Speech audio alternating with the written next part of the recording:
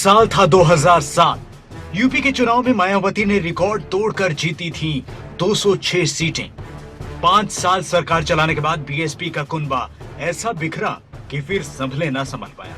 मायावती को पता ही नहीं चला कि कब यूपी में बीएसपी का बिखराव शुरू हुआ और हालात ये हुए कि अब चुनाव से पहले मायावती के अगल बगल में मुट्ठी भर नेता भी नजर नहीं आते हैं।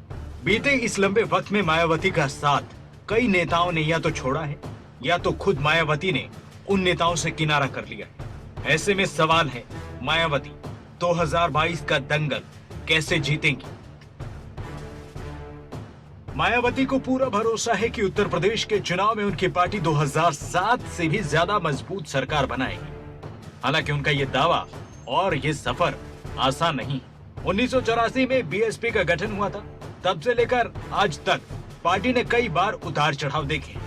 2012-2017 में जिस तरह पार्टी का जनाधार घटता गया, उससे मायावती का सफर मुश्किल भरा हो चुका है।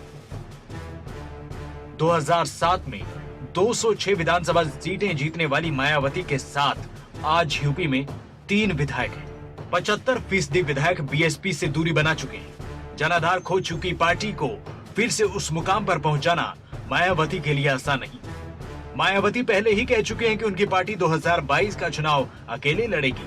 उनका यह भी दावा है कि उनकी पार्टी 2022 में 2007 का प्रदर्शन दोहराएगी। शायद यही वजह है कि बीएसपी का फोकस एक बार फिर से ब्राह्मण वोटरों पर ज्यादा है। प्रदेश भर में हुए ब्राह्मण सम्मेलन इसी का इशारा कर रहे हैं। 2007 के विधानसभा चुनाव में बीएसपी ने 403 में से 86 विधानसभा सीटों पर ब्राह्मण उम्मीदवार उतारे थे। 41 सीटों पर ब्राह्मण उम्मीदवारों को जीत हासिल हुई थी। तब बीएसपी ने 403 में से 206 सीटें जीतकर पूर्ण बहुमत की सरकार यूपी में बनाई। 2017 में 403 सीटों वाली विधानसभा में 19 सीटों के साथ तीसरा स्थान बीएसपी को मिला। 2012 में हुए चुनाव में बीएसपी को सत्ता विरोधी लहर का सामना करना पड़ा। चुनाव में बीएसपी को 403 सीटों में सिर्फ 80 सीटें मिली। यूपी के दंगल में मायावती हर सियासी हथकंडा अपना रही है। मुस्लिम वोट बैंक के अलावा ब्राह्मण पॉलिटिक्स भी उन्होंने साधी। मगर अब यूपी में चुनावी हवा बदली हुई है।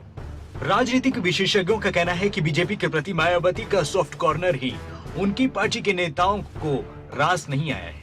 मुस्लिम नेता इसीलिए बीएसपी का साथ छोड़ रहे हैं। इसके अलावा वो अपने नेताओं और कार्यकर्ताओं के साथ संवाद नहीं कर रही। कहा जाता है कि वो अपने करीबियों का भी साथ नहीं दे रही है। इसके लिए नसीमुद्दीन सिद्दीकी और बाबू सिंह कुशवाहा का उदाहरण सामने है, जिन्हें मायावती का दाया बाया हाथ कहा गया। मुसीबत में मायावती ने उनसे पल्ला झाड़ दिया। चुनाव की सियासी हलचल के बीच बीएसपी संस्थापक कांशी राम के वक्त से पार्टी का झंडा उठाने और संघर्ष करने वाले पार्टी के पिछड़ा चेहरा पूर्व प्रदेश अध्यक्ष राम अचल राजभर और लालजी वर्मा को मायावती ने बीते दिनों पार्टी से बर्खास्त कर दिया। मायावती ने यूपी में अपने सियासी जनाधार को वापस लाने के लिए 4 साल में 4 प्रदेश अध्यक्ष बदले, लेकिन कोई भी कामयाब नहीं रहा। विधायकों की संख्या 2 अंकों से घटकर इकाई पर आ गई। साफ है, यूपी के दंगल में मायावती का आगे का सफर इतना आसान नहीं है। 2007 की धमाकेदार जीत के बाद 2012 के बाद मायावती की पार्टी बीएसपी का सियासी ग्राफ गिरता गया है। न्यूज डेस्क रिपोर्ट, खबरें अभी तक।